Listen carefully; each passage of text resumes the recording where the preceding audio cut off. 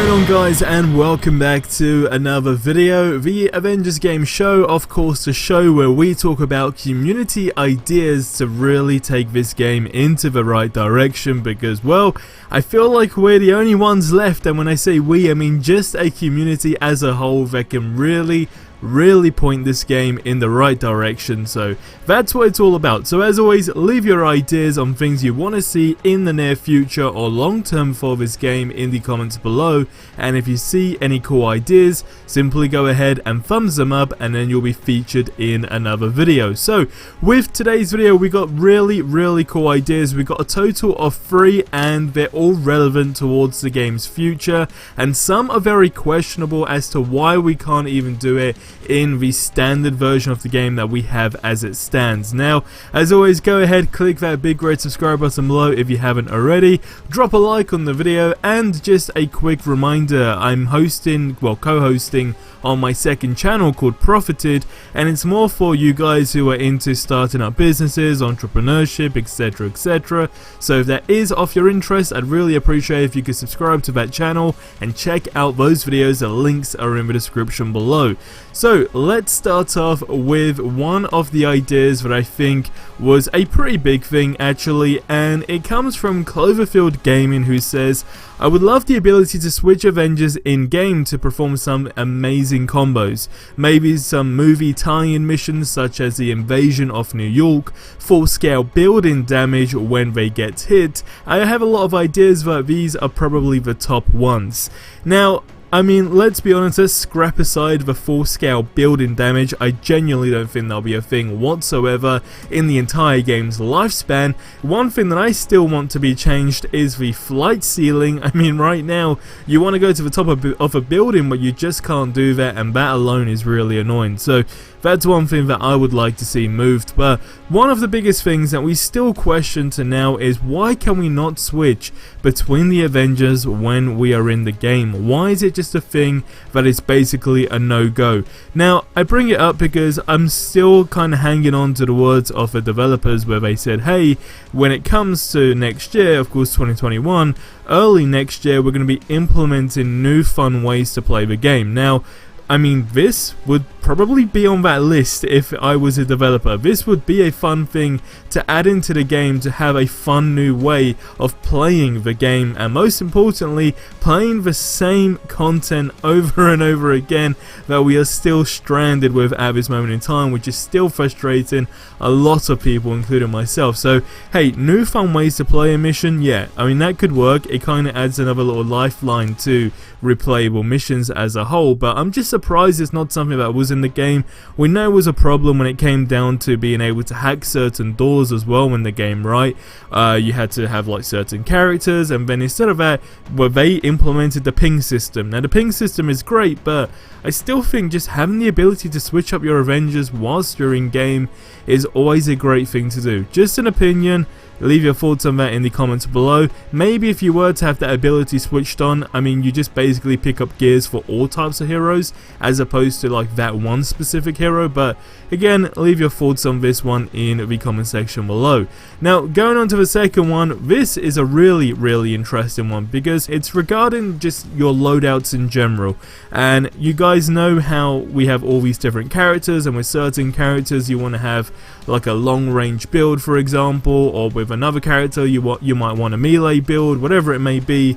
They're all gonna vary. So the question, or the idea should I say, comes from a dude who goes by the name Logan, who says, imagine being able to save a specific gear set that you use. So for instance, I want to keep and lock my range build for Kate Bishop and build a melee build but not lose my range build. This would allow you to switch between builds and not having to reconfigure your range build again.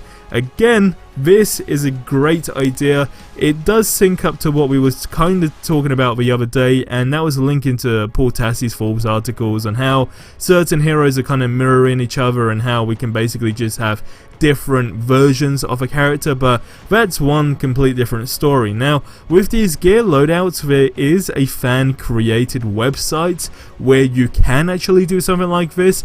It just doesn't make a difference in the game, but what you can basically do is people can create their gear loadouts, and then you can basically just replicate that. But I think Logan has a very strong point here, because it's something that would work and make life a lot easier, and you can upgrade certain gear pieces just based on that as well.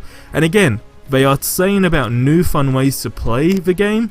This would definitely be one of those things. It's not something that completely switches up the game, but it's something that makes it more fun to basically play the game. It's a new fun way to play. So definitely having gear loadouts, or gear sets should I say, that you could save would be great. Maybe if you have like a set of 3, I think that would be realistic, but I don't know, if you're a dev watching this, this needs to be taken back to their drawing board and really thought upon, because it's a no-brainer in my opinion. Now, going on to the last idea, which again is a very interesting one. It's regarding the helicarrier.